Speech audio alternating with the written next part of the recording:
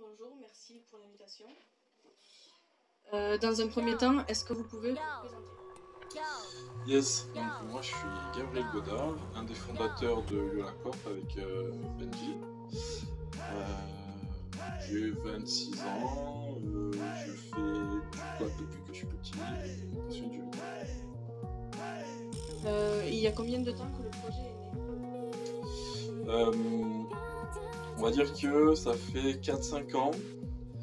On est passé par deux moteurs, donc d'abord Essentel, personne ne connaît, je peux faire des recherches. Pendant 2-3 ans pendant mes études en fait, on était dessus, on s'amusait, tout ça, on découvrait ce que c'était un jeu vidéo. Et jusqu'à un moment où on travaillait chacun de notre côté, et puis on se dit, mais ça nous plaît de faire ça, est-ce que t'es chaud, on quitte notre boulot et let's go quoi. Et voilà, ça part de là, après on est parti sur Unreal du coup. Le projet il est comme ça. C'est-à-dire que le projet que les gens connaissent à l'heure actuelle par rapport à Unreal, au début, il y a eu plusieurs ou une seule personne à l'origine du projet? Alors c'est Benji qui est venu me chercher, on va dire. Voilà. Ça remonte à loin, hein. Je peux remonter à loin, c'est pas grave. En fait, Benji, je le connais depuis un peu plus de 10 ans, mais je le connais par internet. Et déjà petit, moi quand j'avais 14-15 ans, je savais pas coder, mais c'est lui qui m'a donné un petit peu l'envie d'apprendre à coder, à faire un site web. C'était la base. Après on s'est perdu de vue. Et pendant mes études d'informatique, du coup, je sais plus combien d'années après, j'avais je sais pas, 22 ans peut-être. Bah là il m'a recontacté, il m'a dit viens on fait un jeu et voilà. Donc oui c'est Ken, je dirais plus lui à la base. Mais toutes les idées elles sont venues à deux après par la suite quand même. Mais ça vient de Benji quand même. Comment avez-vous fait pour organiser le démarrage de votre studio de développement? Alors tu veux dire la création de la boîte ou le début de comment on a fait le jeu? Tout. Alors au début, comme je t'ai dit on était sur Essentel et on n'était pas du tout dans l'optique de monter un studio ou quoi. Bon maintenant on n'est pas encore dans les peut-être non plus d'en monter un studio parce que tu fais pas un studio de vidéo à 3 personnes mais on y va petit à petit. Donc au début c'était chez nous tranquillou sur nos heures à temps perdu, machin, etc. Et après on a quitté nos boulots, c'est vrai que nous on réfléchit pas trop sur le long terme, je préfère t'avouer, on réfléchit, on a beaucoup d'idées sur le moment et on fonce entre guillemets. C'est peut-être une mauvaise idée mais des fois ça fait des bonnes choses quand même. Du coup c'est parti de se dire let's go, on a le chômage. Dans tous les cas, ça nous fera d'expérience. On avait trop envie de faire ça à plein temps. Donc, l'organisation, on va dire, on avait tellement envie de le faire que c'est pas pris la tête, on y allait, quoi, tout simplement. Vous avez eu combien d'euros pour commencer le projet? 0. En fait, comme je te dis, on vivait avec le chômage. On n'a pas cherché de financement particulier. Donc ça pendant, je dirais, 1 an.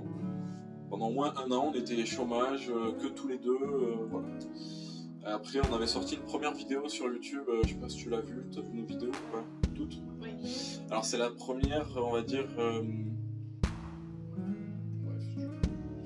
bref, c'est celle en 2017. Voilà, c'est là, on était deux à ce moment-là, quand on avait fait ça tous les deux, et en décembre, je crois, 2017, donc janvier 2018, on a eu un article sur GameWave.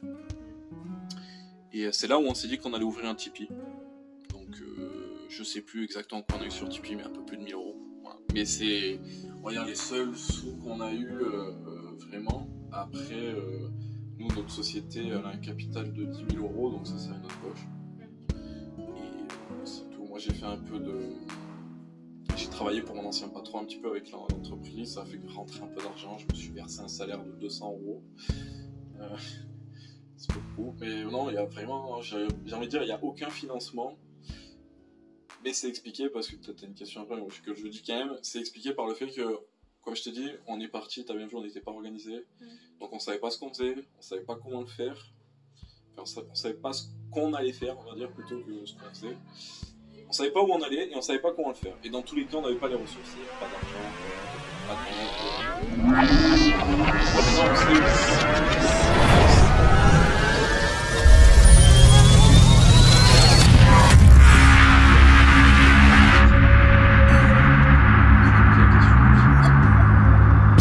de conscience terminé. On va être obligé de passer par un business angel qui est dans le jeu vidéo parce que on va arriver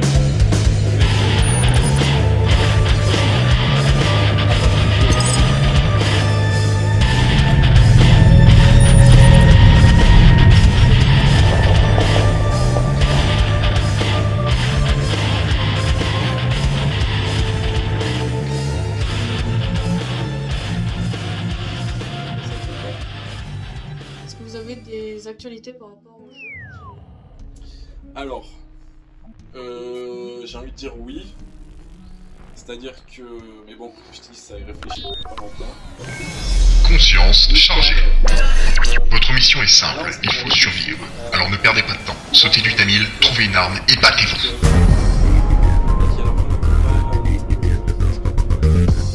Parce que bon, c'est pas compliqué, un coup de com' intéressant.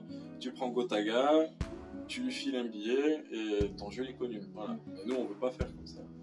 Parce qu'on peut pas tous. Du coup on cherche une solution. On s'est dit pourquoi pas. Parce que Fred il m'a parlé qu'avec ses contacts il pouvait nous faire par exemple un article sur jeuxvideo.com. Pourquoi pas profiter de ça pour annoncer une date, genre un week-end, où le jeu il est gratuit. Donc tout le monde peut venir tester. Même pourquoi pas, on va dire, faire un nombre limité de places, c'est pour créer une envie pour ceux qui peuvent pas. Et après, pourquoi pas débloquer le truc si on voit que ça se passe bien, débloquer à ceux qui n'y avaient pas accès, tu vois. Faire un coup de com' comme ça, parce qu'en fait, ce qui nous manque pour le jeu, je dirais à l'heure actuelle, c'est d'avoir beaucoup de monde d'un coup. Parce que là, on les fait venir au compte-gouttes, tu vois, les gens, c'est... On va voir des streamers, on dit vas-y viens tester, ramène ta commu. Bon, il y a 10, 20 personnes d'un coup, et puis on joue avec eux, c'est cool, tu vois. Mais il n'y a pas genre 100, 500 personnes d'un coup, des trucs comme ça. Et là, on a besoin de ça pour passer à l'étape suivante, tu vois, au niveau des tests. Donc ça, je dirais que c'est une petite actualité, entre guillemets, sur le jeu, c'est ça. Est-ce que prochainement il y a des salons, des conventions de trucs? Les gens qui sont Alors, à Bordeaux par exemple, avec Lady Game Factory. non, c'est pas trop renseigné là-dessus. Je sais qu'il y a la GA, où on va sûrement faire quelque chose là-bas. Parce qu'on est venu nous contacter pour... je sais pas si tu connais les joueurs libres à la GA. Voilà, ben il y a eux qui sont en contact avec nous pour voir ce qu'on peut faire à la GA. Donc peut-être passer sur la grande scène, présenter un truc, faire un petit tournoi. Enfin, il y a plein de possibilités, mais c'est pas... voilà, pour l'instant, c'est pas déterminé. Mais oui, d'autres salons, pourquoi pas. C'est quoi ce salon? C'est à Bordeaux, c'est au Bordeaux Festival. C'est un rendez-vous de tous les... C'est un peu comme un TGS par exemple? Ouais, mais un plus petit. Un plus petit qu'un TGS? Ok. Ok, je veux le dire. Il y a un regroupement de tous les jeux indés bordelais, principalement. D'accord, ouais. Bon, ils se connaissent déjà tous, je suppose. Il y a un truc aussi à Toulouse parce que j'ai fait la... Je sais pas si tu sais ce que c'est la... Merde, putain. Tu sais, un week-end où tu fais un jeu vidéo, t'as 48 heures pour faire un jeu vidéo, ça te dit quelque chose? Oui, c'est un concours. Ouais, mais c'est pas vraiment un concours, c'est plus... il n'y a pas de gain ou de... Enfin, il y a quand même un classement, mais après, il n'y aura pas de gain. Ça s'appelle... Moi aussi, j'ai plus le nom. Bon, ça se trouve sur internet, de toute façon. Ben, j'ai participé à ça et du coup, j'ai rencontré des mecs indés sur Toulouse qui faisaient des petits jeux. Mais je rencontre pas d'indés qui font un jeu comme nous. Enfin, tu vois, entre guillemets, on fait pas un jeu de ouf, tu vois, mais je vois que entre guillemets, des petits projets, tu vois. Quand je dis petits projets, c'est pas, je veux pas dénigrer qui que ce soit, mais c'est dans le sens où je trouve qu'ils sont beaucoup. Et j'ai l'impression que... Mais j'ai pas l'impression qu'ils veulent faire un gros truc, tu vois. Bon, après, ça sert à rien de faire un gros truc, je vais me dire aussi. Hein. Mais j'aimerais rencontrer, on va dire, des gens qui cherchent à faire un jeu 3D un peu comme nous, tu vois. Ça serait cool, ça. Je sais pas si t'en connais. Non. Non, t'en connais pas, tout ça. C'est plus, ouais, un peu plus petit, quoi. Parce que là, ce que je connais, ils font aussi un jeu en 2D pixelisé. Ouais. Avec de ça, la c'est rythmique genre, et après un roman graphique. Ouais, ok. Ça, c'est style. La 2D, c'est dur à faire. Faut tout faire là, plus en pixels. On a rencontré le graphique, nous, celui qui faisait les graphismes. Est-ce qu'il t'a dit que c'était galère? Ouais. C'est casse-couille. Bon, après, la 3D aussi, c'est dur, hein, faut croire. Mais bon, c'est pas les mêmes problématiques, on va dire. Bon, je sais plus c'était quoi la question. Je pense qu'on s'est garé bien comme il faut. Pour les actus conventions au salon. C'est ça. Ben ouais, là j'ai pas trop de. Non, je te dis, à part la GA, on s'est pas trop inquiété de ça. Je pense qu'il va falloir. C'est peut-être aussi une bonne solution pour faire connaître le jeu. Ouais, c'est clair. Après. Non, c'est sûr. C'est bien, hein. Et je sais pas l'impact que ça, tu vois. Je saurais pas dire. Quel est l'impact de participer à un truc comme ça? Après, ça dépend du salon aussi, comment il est. Et ouais, bien sûr. De gens intéressés. C'est ça. Et ça coûte. Tu sais combien ça coûte d'aller là-bas ou pas du tout? Bordeaux, il faut demander avec l'équipe, mais je sais que Toulouse, le stand, c'est pas donné quoi. Ouais, on risque de pas y aller quoi. Mais Bordeaux, je pense que c'est pas très cher. Faut voir avec l'équipe, je sais pas. Ouais, non, t'aurais pu savoir. Ok. Bah, comme chez nous, on cherche des actions qui vraiment limitent nos coûts de zéro en fait. Parce que là, à l'heure actuelle, on n'a plus de sous et du coup, il faut qu'on trouve du financement. Après, il y a peut-être Ulule aussi qui pourrait marcher. Ouais, le crowdfunding, comme on dit. Mais c'est sûr, après, bon. Tu vois, ça c'est une problématique, on va dire, ces trucs-là, parce que en fait, t'es obligé de un petit peu fermer ton jeu. C'est-à-dire que tu dois dire du début à la fin qu'est-ce que tu comptes faire, quand même. Pour que justement les gens ils soient. Voilà. Et nous, on veut faire évoluer le jeu avec les gens, en fait. C'est-à-dire, on a des idées de quoi faire, hein, c'est pas un problème, on peut même les dire et tout. Mais on a quand même envie de. Jusqu'à maintenant, on a fait évoluer le jeu avec la commu, tu vois. Alors, on est tout le temps en train de parler avec eux, on prend les retours tout le temps, au niveau des bugs surtout, mais aussi au niveau des idées. Et ça fait que là, le jeu, à chaque fois, on nous dit ouais, c'est bien pensé, ça, c'est bien pensé. Mais bah, c'est pas forcément que nous qui avons pensé à ça, c'est tout le monde, quoi. Donc, c'est vrai que là-dessus, on a eu un frein assez tôt sur ces méthodes-là, dans le sens où bah, faut dire tout ce que tu vas faire et s'y tenir, et on n'est pas trop dans ce délire. Après, ça serait peut-être donner des clés, faire tester chacun et leur avoir des retours. Ah non, mais je pense que c'est faisable le crowdfunding. En fait, à l'époque, c'était pas faisable parce qu'on savait pas du tout où on allait. On sait quand même bien, on pourrait, je pense, assez bien encoder le truc là à l'heure actuelle, si vraiment on s'y mettait. Mais c'est vrai qu'on l'a pas fait pour ça, quoi. Et du coup, comme on a dit, est-ce qu'il y a des contacts avec d'autres jeux indés? À l'heure actuelle, il y a, je sais pas si tu connais la Youmtech. Non, ils font un jeu style. Alors je crois qu'ils changent encore. Ça ressemble un peu à un Warframe, tu vois. Genre, tu connais Warframe. Bon, pas le Warframe actuel, hein, le Warframe du début. C'est-à-dire, c'est du PvE en coop. Vous voyez pas forcément. Conscience chargée. Votre mission est simple, il faut survivre. Alors ne perdez pas de temps. Sautez du Tamil, trouvez une arme et battez-vous.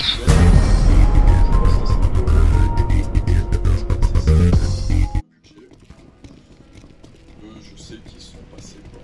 Ils ont fait des crédits perso, tu vois.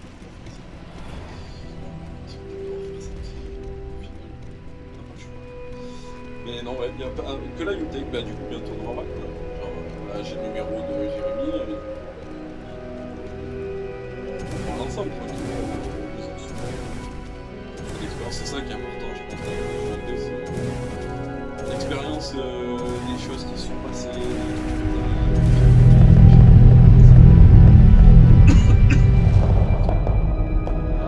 Il y a un petit mot pour la fin. Un petit mot.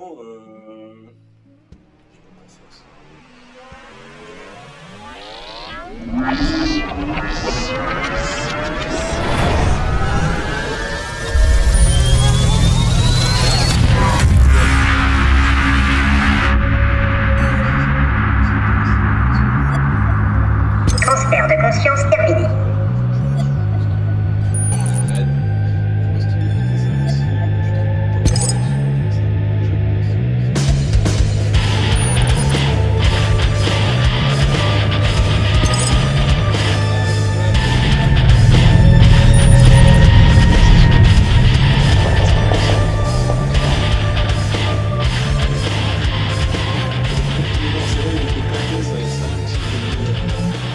différents. Des petits bugs et tout, des fois c'est rigolo. Et est-ce qu'il y a un mot pour la communauté que vous avez déjà? La communauté de Kanga, tu parles? Ouais.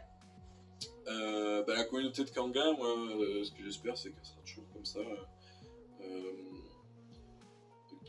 Qui soit... en fait, on n'a pas vraiment de haineux dans la commune pour l'instant. Bon, ça va venir forcément au bout d'un moment. Mais non, là, ils sont super cool. Il y en a quelques-uns qui sont là tous les jours à faire des tests, à vraiment s'investir dans le truc, quoi. Je pense qu'ils croient vraiment dans le projet, donc ça fait plaisir quand tu les entends jouer, que ils s'amusent, et c'est toi qui as fait ça, tu vois. C'est ça. Parce que bon, jouer à ton jeu, c'est quand même moins fun que de jouer à un autre jeu, quoi.